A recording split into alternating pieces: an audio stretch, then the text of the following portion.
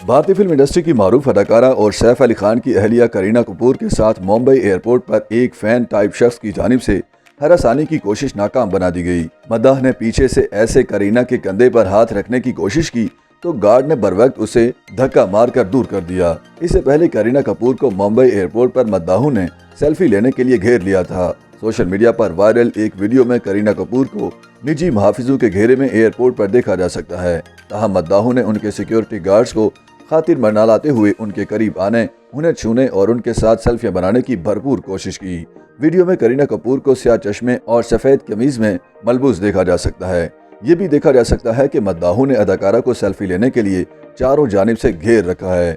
इस दौरान एक मर्द मद्दाह पीछे से ऐसे उनके कंधे पर हाथ रखने की कोशिश भी करता दिखाई दिया।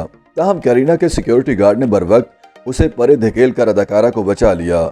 वीडियो में देखा जा सकता है कि अदाकारा मद्दाहों की झकम पेल और उनकी जानिब से करीब आने की कोशिशों की वजह से परेशान हो जाती हैं। सोशल मीडिया पर मद्दाहों ने इस वाक़े पर तबसरा करते हुए लिखा कि लोगों को अपनी हद नहीं भूलनी चाहिए। एक सारिफ ने लिखा कि लोगों को तमीज़ का मुजाहिरा करना चाहिए।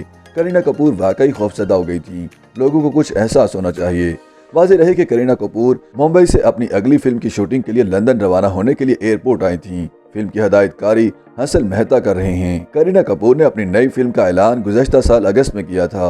उन्होंने इंस्टाग्राम पर हसन मेहता और एकता कपूर के साथ एक तस्वीर शेयर की थी जिसमें लिखा था कि नई शुरुआत। याद रहे कि करीना ने हाल ही में फिल्म लाल सिंह चड्ढा में आमिर खान के साथ मरकजी किरदार अदा किया था, लेकिन ये फिल्म बॉक्स ऑफिस पर सिर्फ 58 करोड़ रुपए ही कमा सकी। YouTube पर गूगली न्यूज देखने के लिए youtube.com की सर्च बार में गूगली न्यूज टीवी टाइप करें। गूगली न्यूज के पेज पर सुर्ख रंग के सब्सक्रिप्शन वाले बटन पर क्लिक करना ना भूलिए। YouTube पेज पर अपलोड होने वाली वीडियोस से बाखबर रहने के लिए बेल आइकन पर क्लिक कीजिए। आपको हर नई वीडियो के बारे में नोटिफिकेशन मौसूल हो जाएगा।